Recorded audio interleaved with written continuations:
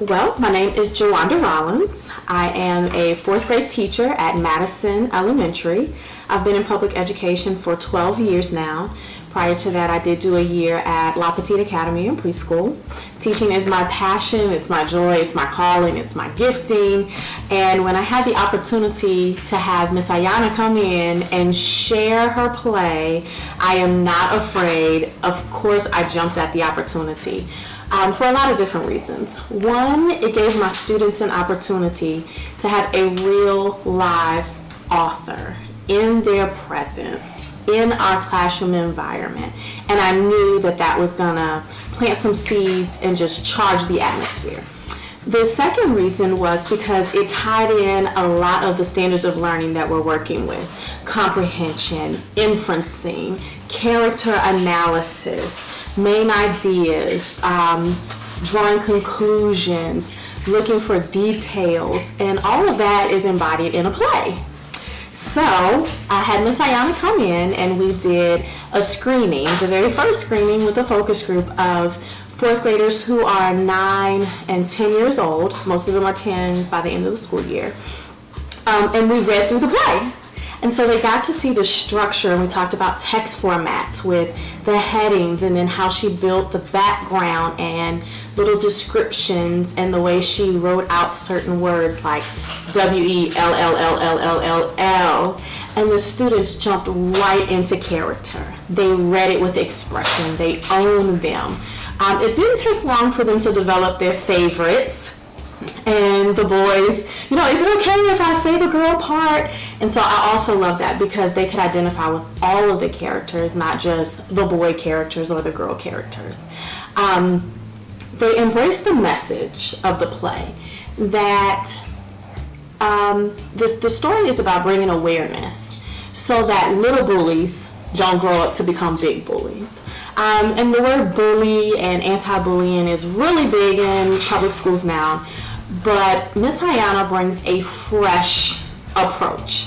And I have some things to share with you all in this video testimonial to show you what the kids took from it. Now, as the grown-ups, we had our own plan, but the kids not only fulfilled what we wanted them to do, but they took it a step further.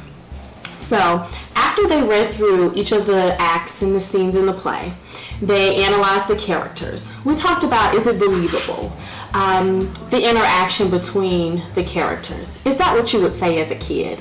So they made a lot of text connections, and so right away, as an author, she began to see that her audience could relate, both adult and child.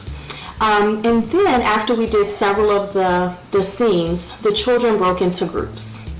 And they had a choice menu board. We call it Jigsaw, where they work on different pieces, and then at the end we present and bring it all out together. So they had to write a letter to the author, and it was amazing how the classroom climate all of a sudden went from electrifying to really serious. It was a serious deal for them because a lot of them have never been outside of Caroline County. They most certainly have never met an author. And here they were having a chance to write to one personally and say, this is what I think about your work. So the class got really, really quiet, and a lot of them sat up in their best scholarly positions, and they poured out their hearts to her. Unbeknownst to her, my classroom demographics include some students who are adopted. And in monitoring their response, it was real for them. And that little bit of self-esteem that says, I'm not alone and somebody understands, even though it's a chihuahua in this book. I matter and my issues are real. They're real to somebody. That was the first thing that the letters captured. The second thing the letters captured was, hey, I love how you took your different personal bits of things with your own dog and you turned it into this. And I was sharing with Miss Ayana that now I've had to pass out journals because I have at least 3 students who are now writing their own children's book. So one day they're going to make it big and famous, and we're going to call and write her and thank her. So the letters sparked an interest in writing. And then the third thing that was really important for me, having been in the field for so long, there are certain things that become cliche, if you will. Bullying, anti-bullying. Don't be a bully. And yet we take the same topic that's very serious, and the new perspective that my kids walked away with, and it was even a takeaway for me, was, well, what about the bully? And forgiveness. Because why is the bully doing what the bully's doing? Maybe there's something going on with that person. And that's a fresh message. And I think that's going to take this play very far, the freshness of it. A lot of the students in their letters talk about how they never considered the other person, and how forgiveness goes such a long way, because it keeps you from taking that seed of hurt and anger and bitterness and allowing that to grow in you. So those were the major takeaways from the day. After the kids did their writing project, then it was time to have art, because they love the illustrations. I have a lot of artists in my classroom. They all wanted to see the books that go along with, her original works before the play. And they fell in love with the sketching and the coloring and all. So we took the message, Dare to be Hippo, and we broke the letters down. And then the students picked whichever letter they identified with most. So they drew their poster, and the only instruction I gave them was, fill the poster up, don't draw it tiny, and make sure that it matches the letter that you want.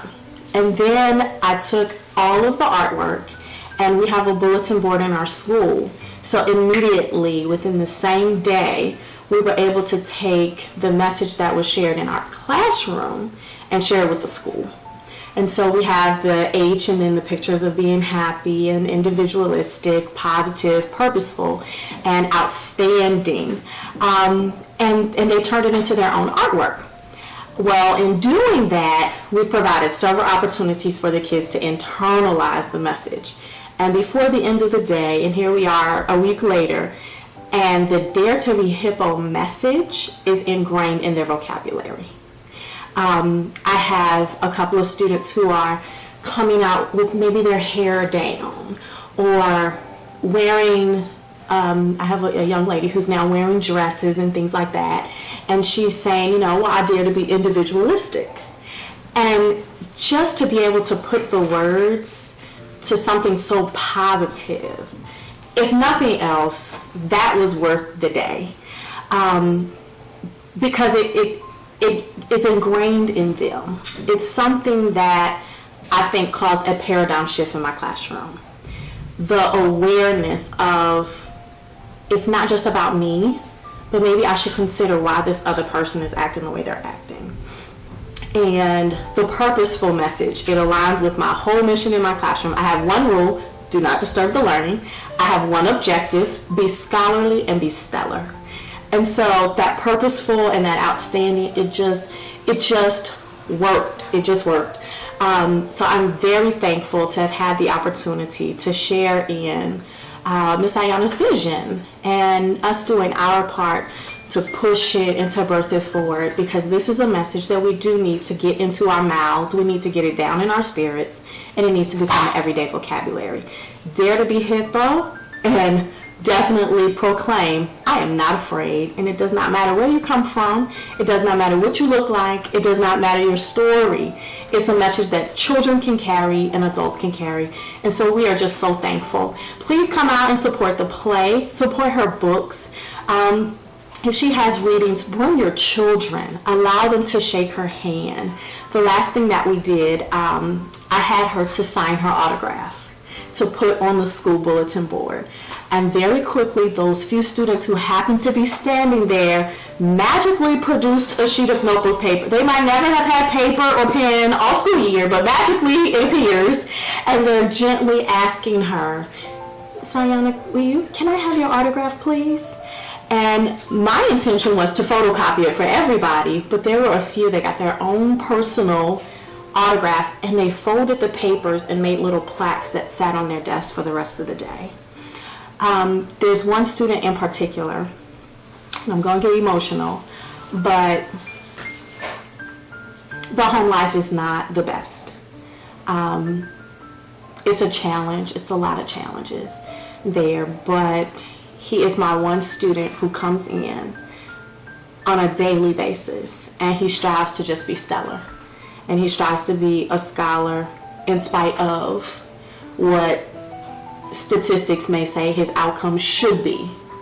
And I was so happy that he was the first one that happened to be standing there to get his own personal autograph. Because that may be the only thing of value that he has. And it's simply a piece of paper of a woman that he met for a couple of hours that said something that changed his life. And that's what this is about. That's what teaching is about. That's what ministering is about, because this is really a ministering moment.